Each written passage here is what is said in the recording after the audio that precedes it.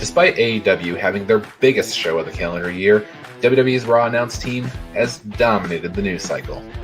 Yesterday, WWE announced that Jimmy Smith is the new commentator for Monday Night Raw, and wrestling fans everywhere just said, "Jimmy who?" I'm Ryan Joy and I run MinutesToBellTime.com, a website and database tracking pro wrestling from around the world. On today's show, we're talking about Jimmy Smith and what he brings to the announce table. John DeConnie's in the house, and this is the Daily Wrestling News Show for May 27, 2021, where we sort through the bullshit in pro wrestling news to find you the truth. Welcome, John. How are you? Not bad, sir. Not bad. Good morning. How about yourself? Very good. Very good. Well, the news, like I mentioned, the news cycle has been dominated by Raw's announce team. They kicked out Adnan Virk. We talked about that yesterday, spent the whole first half of the show talking about that. And the person they named is the biggest news story of today. Jimmy Smith is the new announce team member for Monday Night Raw. He will be taking over on Monday. And John, were you surprised? Yeah, a little bit, because he'd kind of been used on NXT in an analyst role. And, I recognize his voice. I know him from Bellator a little bit. Well, more than a little bit from Bellator. He was the guy in Bellator until UFC, sent Goldberg packing, and Bellator couldn't wait to snatch him up. I thought he might be eased into NXT before any call up to, Raw or SmackDown. So it took me a bit by surprise. Yeah, this wouldn't be news if they just plopped in Tom Phillips or Vic Josephs or anything like that, or even if it was Nigel McGuinness or any of those guys. Like, that's not news because those are well-known WWE guys.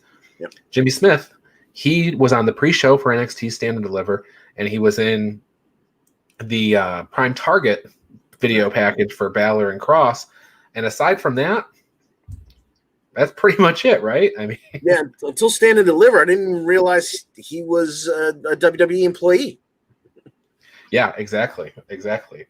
So, like Adnan Virk, he does have some other jobs outside of WWE, including he's on SiriusXM's Unlocking the Cage. He hosts that. He's on ESPN's International's UFC Fight Camp show. So those are his other things. So he's got other things like Adnan Virk did. You mentioned he has done commentary before. He had that long run with Bellator, and then he had a 1-year stint in UFC.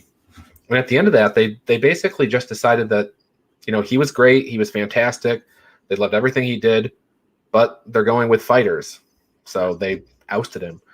So he had only signed a 1-year contract with them because they really didn't know what they were doing after 2018, and so after 2018 he was out. Now, he did have a little bit of overlap with Mauro Ranallo on Bellator. So maybe he's learned a few things there. Hopefully Ranallo passed him the little binder of notes, and he's been studying up ever since. He was a fighter himself, even though he only had 6 professional fights. He is a Brazilian jiu-jitsu black belt. And that is the kind of thing that it has nothing to do with commentary, but it takes dedication, and, it often takes, a decade or more to get that black belt. So it tells me he's the kind of guy who does his homework and puts in the work. So I have a good feeling about him. I'm not saying he's going to jump in and hit the ground running and be perfect, and there won't be some stumbles. But I remember in I guess it was probably a SmackDown watch-along thread not too long ago, we were kind of beating up Michael Cole for messing up a move. And the very next move, AJ Styles hit an Ushigoroshi. Yes. And you explained that in the comment. And I just remember my first reaction to that was, the day Michael Cole utters the phrase Ushigoroshi, I will eat my hat. Smith, however, being a Brazilian jiu-jitsu guy, there's a chance he will actually call the matches and call the moves. So I have I at least have some optimism on that front. Yeah, and BJ is chiming in. Having a combat sports play-by-play is nice. learning the wrestling lingo might be a fairly big challenge, but he does seem like someone who put the work in. Now, apparently, he has been a fan of wrestling in the past, because he took to Twitter afterwards and said, after the announcement, that is, and said, "Hey guys, well, it's been a busy day. Apparently WWE liked my work so far. I know I'm stepping into a new world. I was a Mr. Perfect and Bruiser Brody fanatic, however, but no, I'll do everything I can to honor the athletes and the fans. Watch Monday and judge my work for yourself." And I just want to say, don't worry, Jimmy Smith. The wrestling fans will definitely judge your work. You do not have to worry about that. Consider they don't know anything about you until now. They will definitely judge you based on how basically the first 10 minutes of Monday's broadcast goes. Yeah, so. And I would suggest not reading Twitter for the first couple of weeks if you have a fragile ego, because there will be nothing good. That's the advice from the Daily Wrestling News Show. Now, since I was perusing Mr. Smith's Twitter feed, I will bring us back to a tweet that he sent in 2019. "I haven't watched pro wrestling since I was in grade school. The only thing that would bring me back would be Chael Sonnen as a manager in WWE. He'd be the best heel mouthpiece since Bobby the Brain Heenan." So I guess that tweet didn't age very well. Apparently something brought him back, maybe in the dollar figures. Yeah, very likely. Also, in my research, I found out, and this is just a fun fact about Jimmy Smith, that he also is the proud eater of a Chipotle burrito that had 14 staples in it. So, not good for him. necessarily relevant to his commentary work, but that's also news that you may have seen about Jimmy Smith in the last couple of years. If you remember, UFC commentator bites into burrito that has a brick of staples in it as a headline. Your guy. That was Jimmy Smith.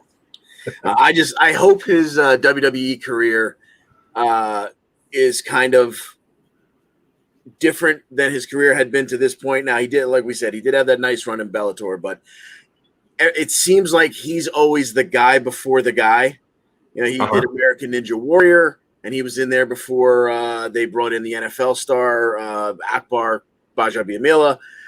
He had a one-off, I think, with M1 Global on a card that, even though it featured Team Red Devil, Fedor Emelianenko did not fight on that card, so nobody outside of, I think it took place in Amsterdam, so nobody outside of Russia or Amsterdam watched that. So, he's kind of the guy before the guy, and like I said, as soon as Mike Goldberg became available, Bellator snatched him up. That kind of sent Jimmy packing from Bellator, so hopefully he finds a home here. Like I said, I have some optimism that he will certainly be a better fit than Adnan Virk, but we'll see what happens. And like I said, don't pay attention to the reviews the first couple of weeks. Just dig your heels in and get ready to do the work. Absolutely. Now, Michael Cole is the guy who, I don't know if Michael Cole made the call, but Michael Cole has been an advocate for him. He's very high on him. So even though those roles that he had in UFC and Bellator, he was an analyst in both of those as well. He wasn't play-by-play.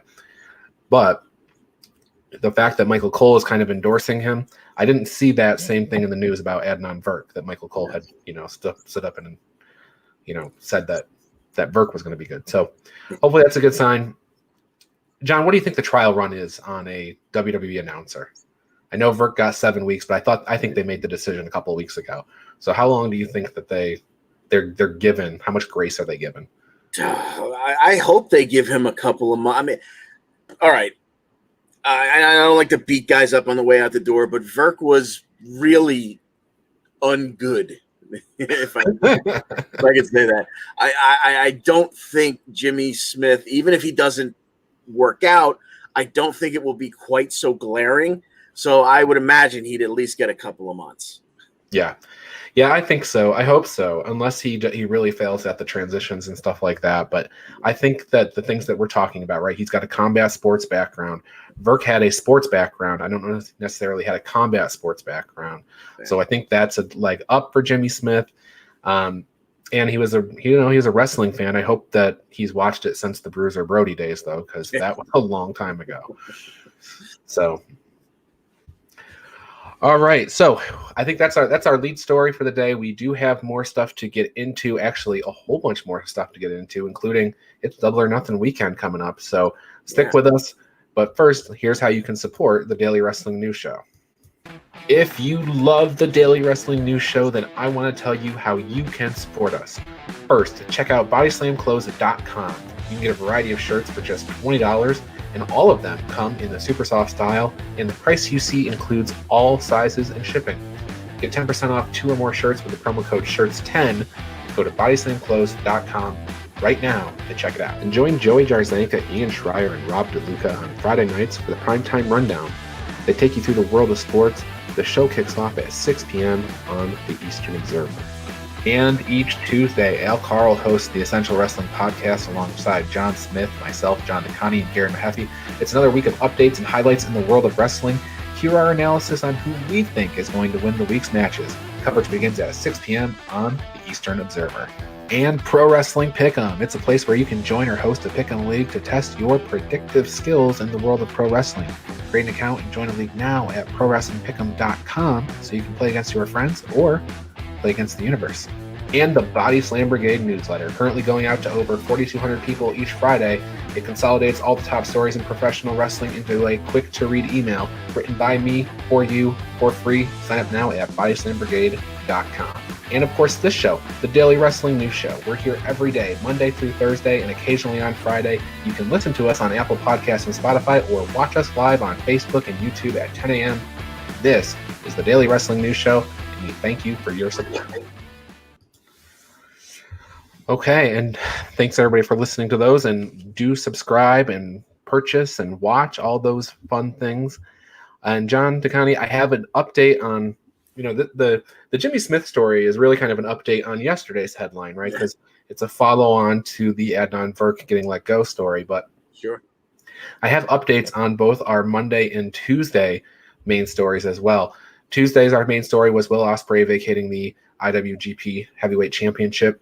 Yes. And we have an update sort of from Will Ospreay on his Twitter. He said that he had his physio pop over the house today, and after further digging, I'm now being referred for another MRI on my lower back as well, for fears I may have the same issues in my neck.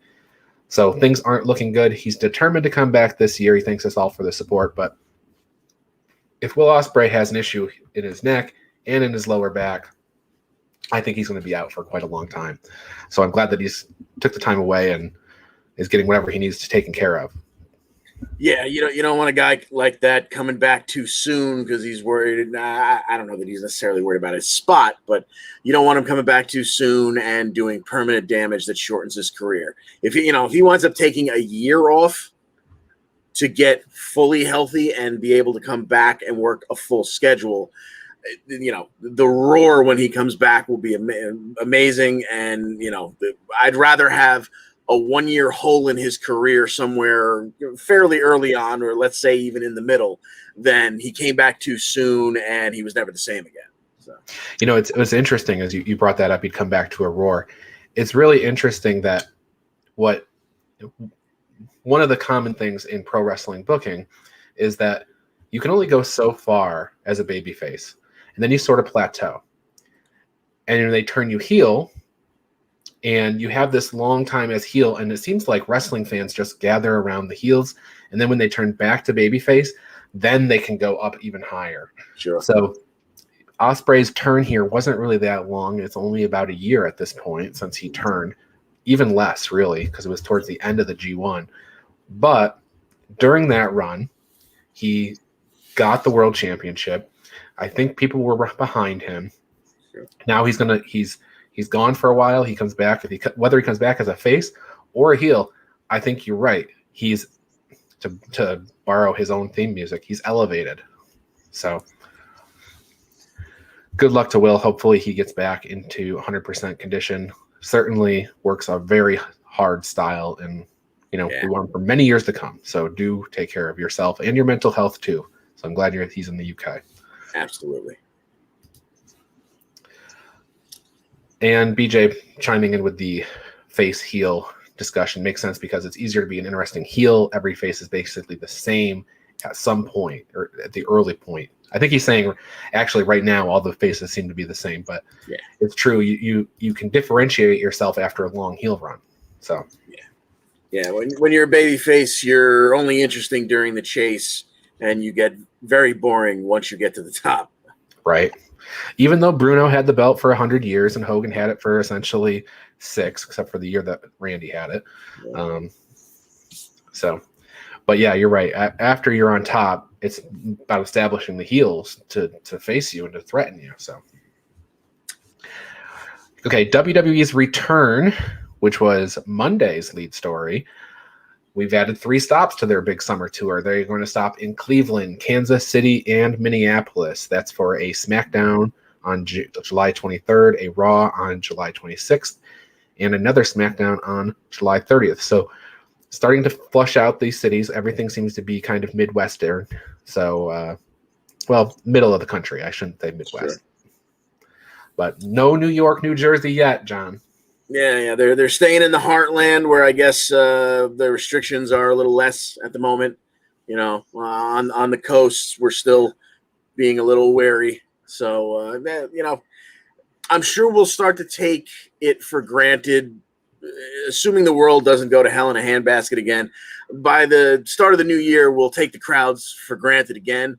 But God, it's going to be so good to have those live audiences. So I don't care if it's Tulsa, Oklahoma, or, you know, somewhere in North Dakota. Just give me people in the building, give me that reaction, and, you know, give the wrestlers back that reaction, because until the past year, you know, that was so much a part of the show. It'll be so good to have that back. We've said it a bunch of times. We really don't know who's popular right now. Right. They don't even have merchandise sales. I mean, they have online merchandise sales to go by and stuff, but we don't have any real live reactions to go by. And I think even though Roman is a heel and Bobby Lashley is a heel, they're the top guys right now. I mean, yeah. Drew McIntyre maybe this time last year, but I think Lashley is. They might have to turn him face after they hear his reaction. Good for him if that's the way it works out. Yeah. Well, we were just talking about this, right? He was not really a face before, but he could only go so far, and then he had this Hurt Business, this really nasty heel run. And now if they turn him face, I think he'll be enormous. Yeah.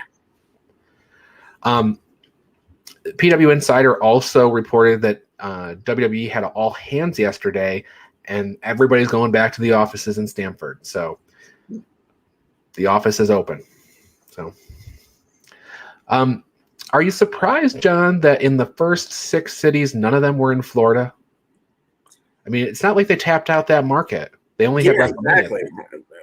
You know, maybe the idea is let's hit everywhere else in case everything goes to crap again and we've got to fall back on Florida. So, you know, let's leave Florida out of it. You know, we've got that ace in the hole. That's in our back pocket. Let's try and hit everywhere else. Yeah, I thought for sure, because Tampa, that's like northern Florida on the West Coast. Right. I thought they'd do a Miami or something, you know, South Florida, but maybe they don't be copycat, right? That's where AEW went first. So, yeah. But you're right. That I think that's a faithful audience that'll be there whenever you decide. Plus, there is only going to be so long before NXT announces that they're going to be there every week. So, sure. So we have that to look forward to in the state of Florida, or at least I do. So, well, good for you. If you get to see some live NXT action, you'll be all the better for it. Absolutely. Let's be honest. That's the best of the 3 shows they're putting together every week. Yes. Although some people would say SmackDown is quite good. I do look forward to my Tuesday nights. I'm so glad it's on a different night than Dynamite now.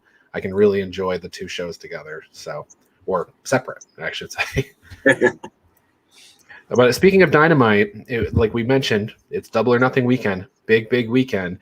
Eric Bischoff is going to be on Dynamite this Friday. This was announced yesterday. He is going to be hosting the Inner Circle celebration. And Jericho and Bischoff, John, they have like this love-hate relationship every time they're on the screen. It's hard to tell whether they're going to be best friends or enemies. Yeah, they seem to play it whatever the script calls for. Right now they'll probably talk about how they've been buddies for 20 plus years because the Inner Circle right now are the faces. And then, if they turn out to be the heels, 6 months from now and they bring Bischoff along, him and Jericho, verbally attack each other the second they get the mics in their hand because it just works. Well, you have two guys that are great talkers. Of course, you want them at odds. It's not fun for them to be, out there together. So AEW was also supposed to have tomorrow night on their show an announcement regarding the buy-in match for Double or Nothing. We got that news early because a foreign language commentator accidentally leaked the picture early. So Riho versus Serena Deeb with the NWA Women's World Championship on the line in the buy-in. I think this is a great match. I think this will be a lot of fun. We haven't seen much of Riho in the last year. So this should be really fun. And they're sized closer together, right? These two women. Of course, everybody's about 100 pounds bigger than Riho, but it's not like Riho versus Nyla Rose. Yeah, and we know Riho can go. We know Serena Deeb can go. So there's no reason to believe this won't be a fantastic buy-in match. Absolutely. So programming tonight, Dark Side of the Ring has their Ultimate Warrior show. Now, Dana Warrior, the Ultimate Warrior's current wife, I guess, if he was still living, his last wife, she's already called the piece a smut piece. So she is not in favor of this thing. I expect it to have a different tone than the A&E piece that we would have seen on Sunday. So it'll be interesting for people if they watch both to see how they're different. The person who is featured in this Dark Side piece is Warrior's ex-wife, the wife he had during the early WWF run when he was chasing Hogan. So it'll just be interesting to see this different take and this different tone. Yeah. And if they focus heavily on the Dark Side part, as opposed to the redemption arc, which was the A&E piece. Yeah, exactly. I'm sure when you originally broke the news on when they had released 6 or 8 of what Dark Side was going to cover this year, I'm sure I was excited that Warrior was in there, but I had almost forgotten about it. I had forgotten about it. I'd forgotten that he was going to be part of Dark Side of the Ring this year. And let's be honest, if Dana Warrior hadn't come out to call it filth and smut in the past week, it might have aired, tonight. And people who were diehards, like myself, it's on the DVR. I'm not going to miss it. I would have seen it. I might have gotten to it for a week or so, but the fact that she piped up about it, I'm sure has made a lot of people go like, ooh, okay, well, I just saw the A&E one.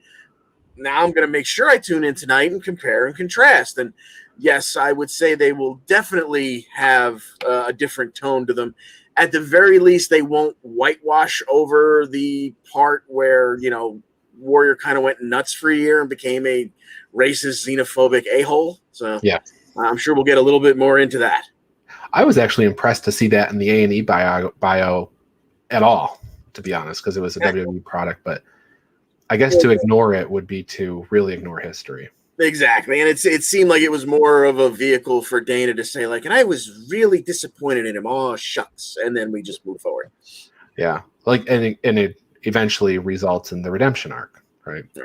So, okay. So that's tonight. Also, Maserati is the latest person added to the Ring of Honor Women's World Title Tournament that'll be going on this summer. The field now includes Roxy, Angelina Love, Miranda Alizé, Trish Adora, Allison Kay, and Maserati, who lost to Angelina Love on last night's Ring of Honor Women's Wednesday show. So, updated field, shaping out. Looks like it's probably going to be at least 8 people. So, hopefully they have something worked out where they can do the finals, or they can at least have a match on their upcoming pay-per-view where they're going to have fans at July 11th. So I don't think they'll get the whole tournament in by then, but we'll see. Yeah, maybe we'll get the 2 semifinals, and then they can have a face-off with the 2 finalists at the end of the show. Right. Yep. There you go. Cody Rhodes spoke to comicbook.com and said that he's 99% sure that the TNT title will remain the TNT title. So I guess we don't, and everybody was thinking it's going to be the TBS title. Sounds like it's going to be the TNT title to, harken back to TNT as the network they started on. Dynamite, TNT, all makes sense. So no worries. We don't have to worry about the lineage of the title, being confusing or anything, at least not yet.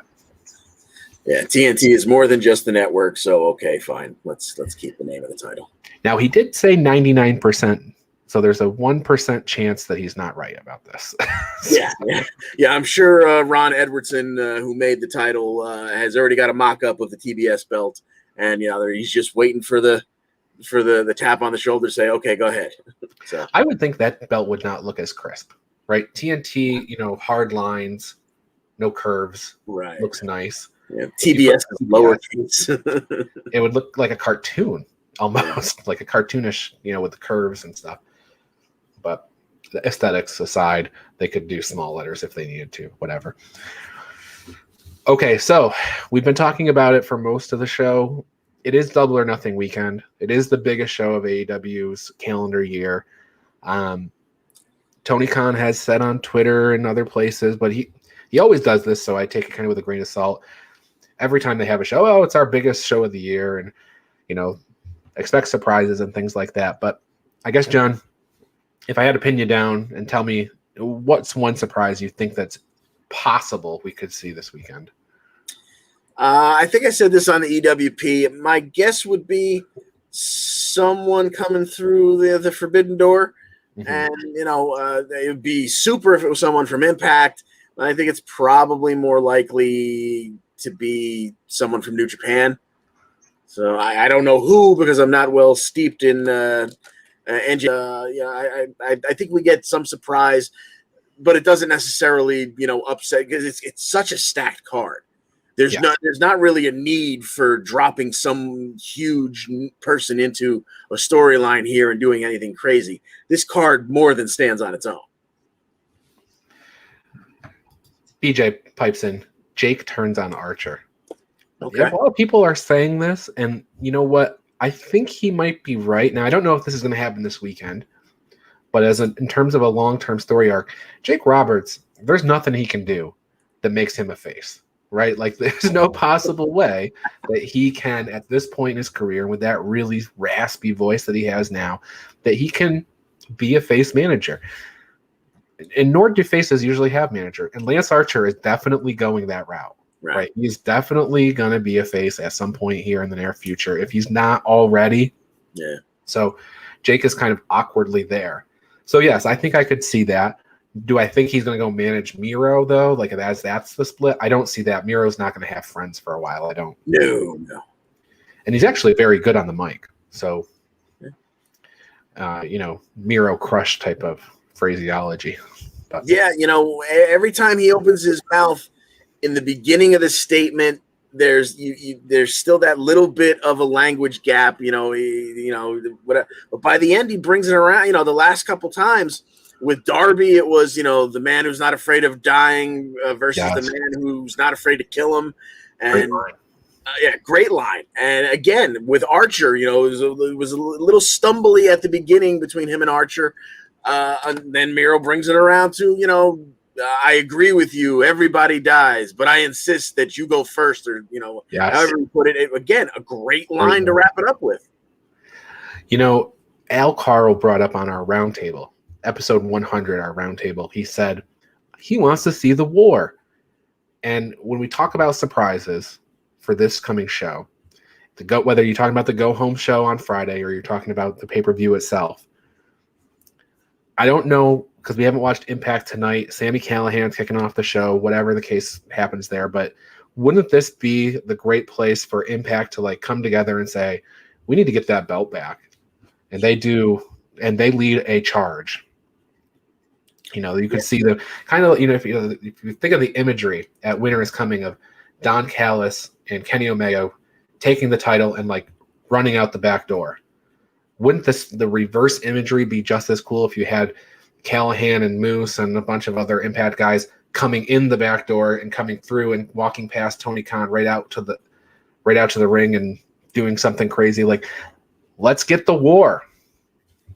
Yeah, hey, I'd be all for it. Once again, looking at this card, I don't think it needs that, but yeah, I'm sure there'd be a hell of a pop for it. So absolutely. And the interest, I think there would be so much interest if they did this on the go home. If they did it on the go home and it was like, that's how they left the show with, AEW kind of like in shambles or whatever, that would just be so interesting leading into Sunday. Yeah, it's definitely got to up the buy rate. I saw, Al Carl, I'm sure he was probably out doing something outside or whatever. He ran back to his laptop, I think, to write this comment. Rohit would lead the charge, not Sammy. So, well, that's if it's going to be an attack on Sting, because we all know that's where that's headed. That's the money. It's true. It changes where the attack comes. I'm sitting here thinking it's at the end with Kenny Omega and stuff, but no, maybe it's mid show. Sting and Darby are facing off against Ethan Page. Oh gosh, Ethan Page, there's an Impact connection with Scorpio Sky, and then Rohit comes down. We are totally off track now. We have gone off-roading. So I mentioned Impact tonight. We do have Sami Callahan kicking it off. We have a 10-women tag match, which includes everybody in the women's division except maybe Jordynne Grace. Violet by Design addresses Impact. Satoshi Kojima debuts for that. Forbidden Door is cracked open some more. Kojima will be on Impact tonight. So this is interesting. He is a 2-time IWGP champion. He has a whole long list of credentials. He is like Yuji Nagata. He is in sort of the dad category, but just meaning he's at the tail end of his career. Not, he's not like the upstart guy that's in the championship picture. He's well credentialed, well put together, but he's just not the top of the card. Sure. But he's a fine person to have around, and I think he'd be great to mentor some of these younger guys on Impact. And I'm really interested to see what they do with him for this taping, because they'll probably have at least 3 or 4 matches out of him, I would think. Yeah, I wonder where, does he have a, let's bow to each other, a very respectful match with Eddie Edwards, or do they throw him in the middle of some kind of storyline? He's certainly not going to come out. I think he is a bona fide heavyweight, not a huge guy, but he's not going to jump into the X division title picture. So I'm very curious to see exactly what they do with him. Right. Now you bring up the X division. The other match tonight is Petey Williams and Josh Alexander versus TJP and Fallah Bahh. And there's one thing I want to mention to everybody, that Fightful Select has reported on multiple occasions at this point that there is a killer X division match that was in this most recent set of tapings that lasted an hour. It's an Iron Man match. So whenever they start advertising Iron Man match, just know that match is going to be absolutely insane. So do watch it. Sounds like that might be Josh and TJP in the future. That would be crazy for an Iron Man, wouldn't it? That could be an Iron Man match. That could be an I Quit match, because they're both, submission guys. Wow. Yeah, that could be really, really good. Yes. NXT UK today, the only thing we've got so far is Nathan Frazier versus Shaw Samuels. SmackDown, we have the Usos versus the Street Profits. And Dynamite, which will be running up against SmackDown. There's a whole list of things going on there. Miro facing Dante Martin, Joey Janela versus Adam Page. I mentioned to John Smith yesterday that Joey Janela and Sonny Kiss, they're broken up. They are Jeremy weeps. Yeah. We have the weigh-in for Cody and Anthony Ogogo, Jake Cargill Open Challenge, Uno and Grayson versus Sky and Page, Orange Cassidy answers Kenny Omega. Sheeta's 1-year celebration as well as the Inner Circle celebration. So tons going on there. And then Double or Nothing, staff card, big card. Any one match you're most looking forward to this weekend?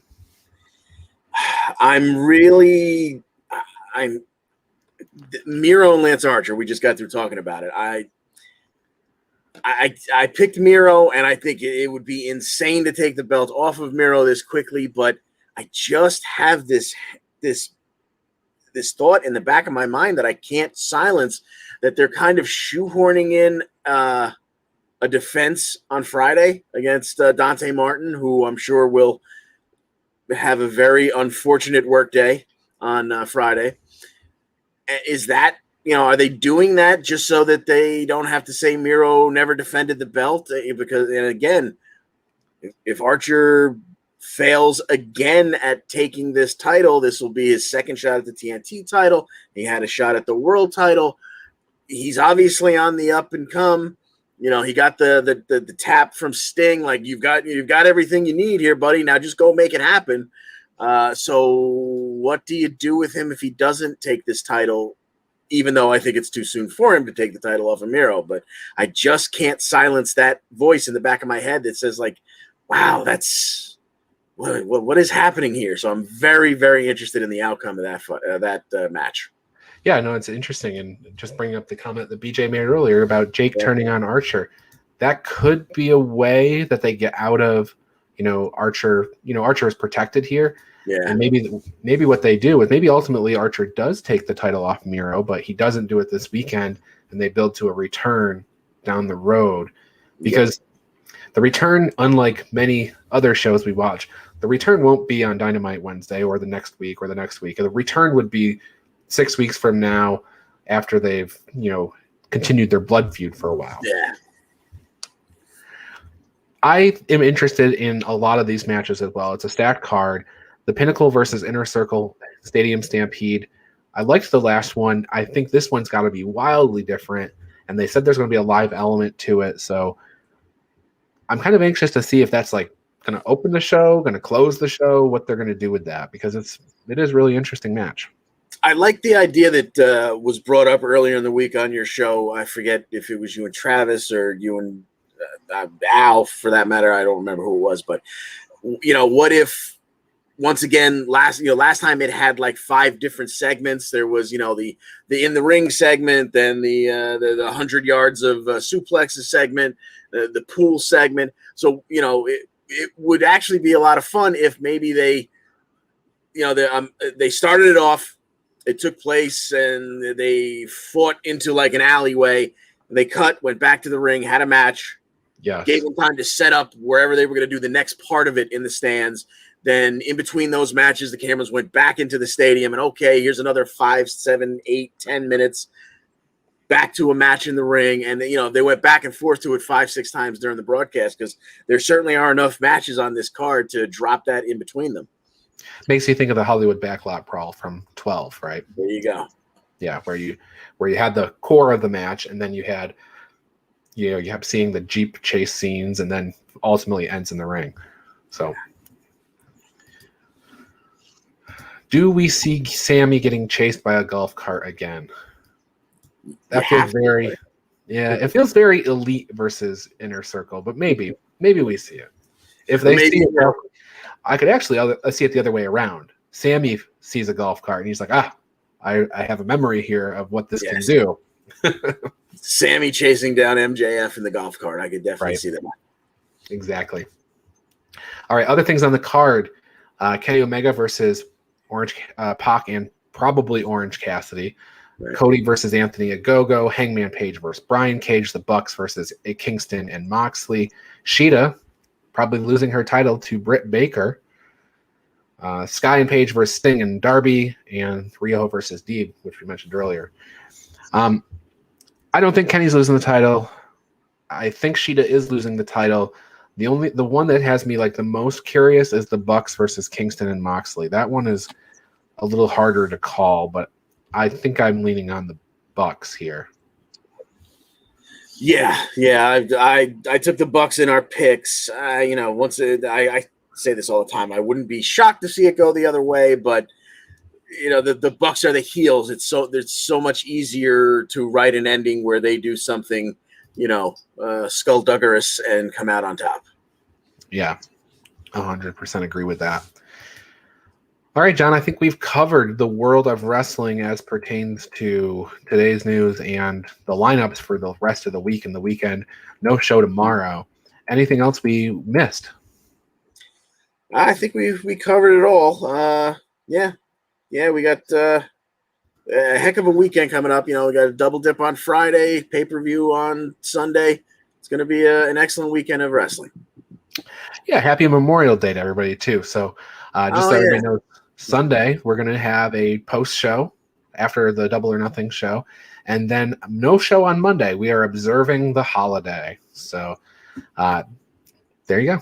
And on this day in 1996, as we close out the show, I'll remind everybody that it has been all these many years. Scott Hall showed up on Monday Night Nitro for the first time and declared war. So this is the Daily Wrestling News Show for May 27th, 2021. We'll see you on Tuesday for the Double or Nothing post show on Sunday night. See you.